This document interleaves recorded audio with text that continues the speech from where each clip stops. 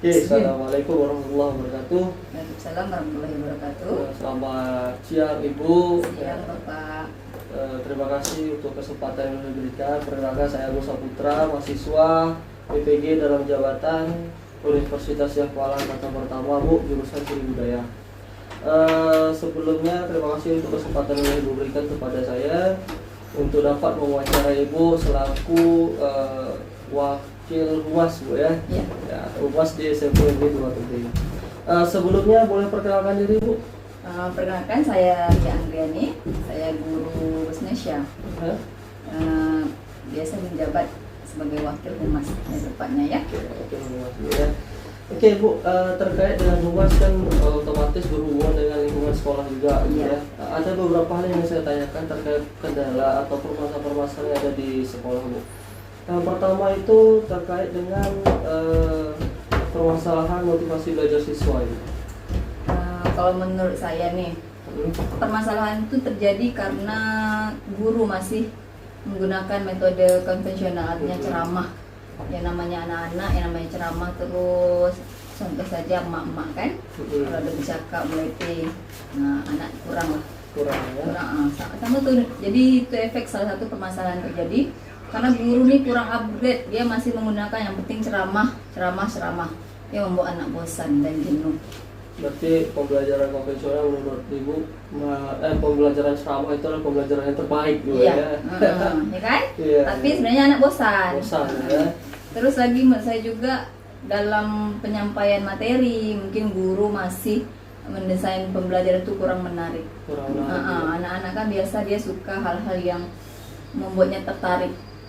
Itulah yang membuat mungkin anak bosan, tak menarik lah. Tak menarik. Jadi guru tuh harus kreatif, Bu, ya. Iya, harus kreatif. Dalam mode-mode pembelajaran Iya. juga harus kreatif.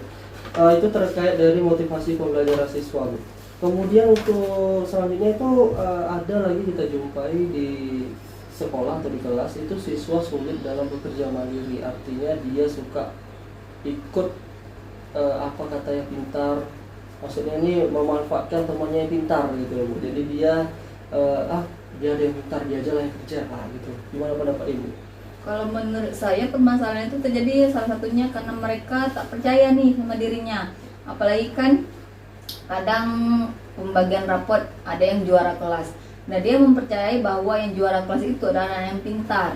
Sehingga dia tidak percaya dengan kemampuan yang dia punya. Padahal belum tentu anak yang pintar tuh semuanya harus benar gitu. Terus lagi, itulah yang tadi dikatakan seperti Bapak mengatakan bahwa dia hanya mengandalkan anak-anak yang pintar tadi tanpa dia harus berpikir aku nih salah nih. Dia ikut terus apa kata orang pintar tadi nih kan, anak yang pintar tadi.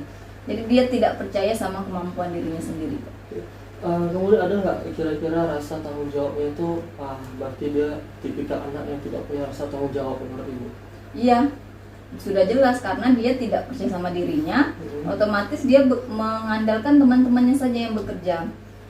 Sebagai contoh lah, kalau seandainya di diskusi atau pekerjaan kelompok, pasti dalam kelompok itu akan dibawakan anak-anak yang memang punya kemampuan lebih sama yang tidak. Nah, dia hanya mengandalkan teman-temannya yang menurutnya pintar daripada dia sehingga dia tidak mau bekerja. Sangat menarik juga ya. Nah, Ibu, apakah pernah mengalami hal tersebut, Ibu? Di saat mengajar? Pernah lah, setiap kelompok pasti. Pasti ya. Oke, kemudian terkait dengan hubungan dengan orang tua, Ibu. Ini mungkin Ibu pernah mengalami juga saat memanggil orang tua susah untuk datang gitu kan.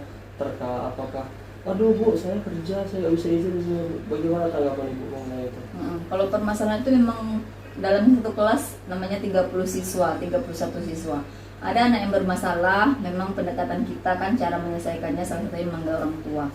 Memang banyak orang tua diantaranya yang mengalasankan mungkin sibuk bekerja sehingga ya udah Bu, via telepon saja. Padahal cara seperti itu kan kalau lewat telepon kan kurang. Dalam kita menyampaikan masalah anak, orang tua mungkin hanya tahu memang anak-anak ini waktunya kan hampir sebagian waktunya habis di sekolah. Jadi orang tua memang sibuk bekerja sehingga punya alasan lah mereka untuk tidak hadir kalau ketika anaknya bermasalah. Terus lagi permasalahan yang itu disebabkan mungkin latar belakang pendidikan mereka yang rendah. Karena kita tidak namanya orang tua pasti ada yang hanya pendidikan sebagai SD. Nah, dia beranggapan bahwa anak setelah dititipkan ke sekolah ya sudah itu tanggung jawab sekolah gitu, tanpa harus membawakan antara, padahal kalau menurut saya hubungan orang tua sama sekolah dengan pihak sekolah itu sangat penting, Pak.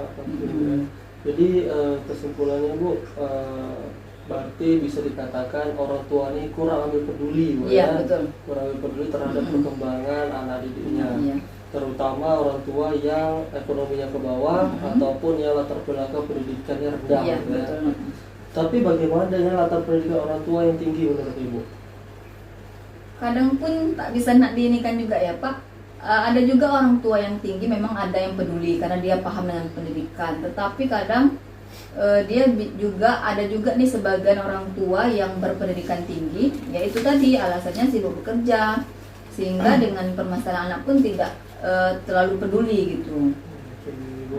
Nah itulah permasalahan yang selalu dialami guru Bu, ya, Iya, sekolah. iya, betul. Mau bagaimanapun guru tetap pasti disalahkan Iya, Bu, ya. Mau seperti apapun siswanya, guru tetap pasti Guru disalahkan. tak salah, iya. Oke, barangkali Bu itu aja poin-poinnya yang mau saya tanyakan dengan Ibu terkait dengan permasalahan yang berkaitan dengan hubungan masyarakat, hubungan guru dengan sekolah, terkait dengan Ibu juga di bagian humas Bu, ya.